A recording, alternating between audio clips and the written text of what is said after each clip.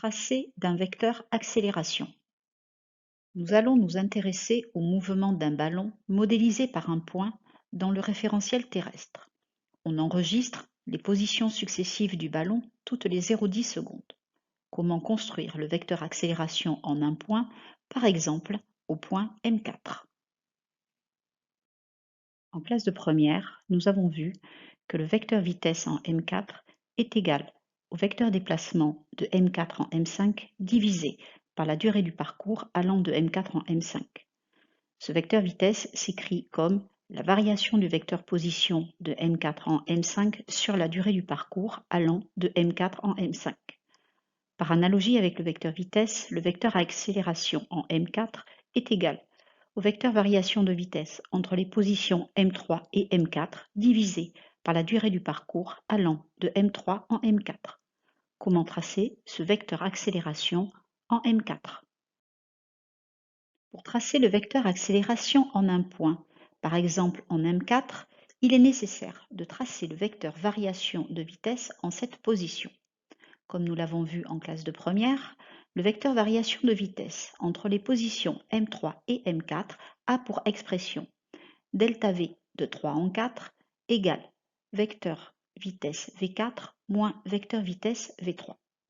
On l'obtient graphiquement en traçant la somme vectorielle du vecteur vitesse en M4. Le vecteur vitesse V4 a pour origine la position M4, il est tangent à la trajectoire et dirigé dans le sens du mouvement. Sa valeur est le rapport de la distance M4-M5 sur la durée du parcours. On trouve dans cette situation 3 mètres par seconde. Il est représenté par un segment fléché dont la longueur est proportionnelle à sa valeur. De manière analogue, on trace le vecteur vitesse V3 en M3 qui a pour valeur 3,3 mètres par seconde et est donc représenté par un segment fléché de 3,3 cm. On trace le vecteur vitesse moins V3 qui a même direction, même valeur que le vecteur vitesse V3 mais est de sens opposé. Puis on ajoute le vecteur moins V3 au vecteur V4. Le vecteur variation de vitesse entre les positions M3 et M4 est représenté par un segment fléché qui part de la position M4 et se termine à l'extrémité fléchée du vecteur moins V3. Pour connaître sa valeur, on mesure la longueur du segment fléché, soit 0,9 cm, à l'aide de l'échelle de valeur de vitesse. Le vecteur variation de vitesse entre les positions M3 et M4 a une valeur de 0,9 mètres par seconde. Le vecteur accélération en M4 est égal au vecteur variation de vitesse entre les positions M3 et M4 divisé par la durée du parcours. Sa valeur est le rapport de la valeur du vecteur variation de vitesse sur la durée du parcours entre M3 et M4. Nous avons vu précédemment que la valeur du vecteur variation de vitesse entre les points M3 et M4 vaut 0,9 mètres par seconde. La durée qui s'est écoulée pour le passage du système de la position M3 à la position M4 est égale à 0,10 secondes. Ainsi, la valeur du vecteur accélération en M4 vaut 9 mètres seconde moins 2. Le vecteur accélération en M4 a pour origine la position M4. Il a la même direction que le vecteur variation de vitesse de 3 en 4 et a pour sens celui du vecteur variation de vitesse de 3 en 4. Sa valeur est celle calculée précédemment, soit 9 mètres seconde moins 2. Le vecteur accélération en M4 est représenté par un segment fléché à l'aide d'une échelle de valeur d'accélération, par exemple 1 cm pour 2 mètres seconde moins 2.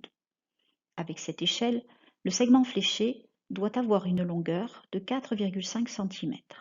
On obtient alors cette représentation. Voici un quiz de 3 questions pour faire le point. À la fin de chaque question, lorsque vous voyez apparaître cette icône, appuyez sur la touche pause pour prendre le temps de répondre.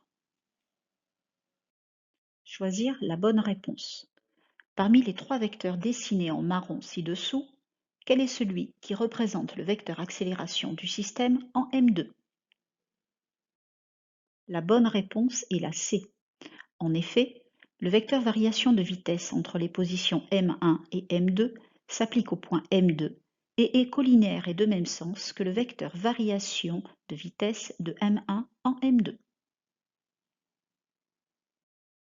Choisir la bonne réponse.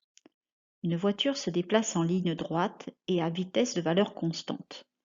Dans le cas d'un mouvement rectiligne uniforme, le vecteur accélération est collinéaire et de même sens que le vecteur vitesse, collinéaire et de sens opposé au vecteur vitesse, égal au vecteur nul. La bonne réponse est la C. Au cours d'un mouvement rectiligne uniforme, le vecteur vitesse est un vecteur constant. La variation du vecteur vitesse est donc égale au vecteur nul.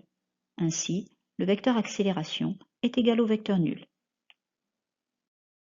Choisir la ou les bonnes réponses. On donne le tracé des vecteurs accélération en différentes positions d'un mouvement. Au cours de ce mouvement, le vecteur accélération est tangent à la trajectoire, est un vecteur constant ou a une valeur qui reste constante. Les bonnes réponses sont la B et la C. On observe sur cette représentation que le vecteur accélération est, en chaque position du mouvement, vertical, dirigé vers le bas. De plus, la longueur du segment fléché représentant ce vecteur est la même en tout point. Il a donc une valeur qui reste constante, c'est donc un vecteur constant.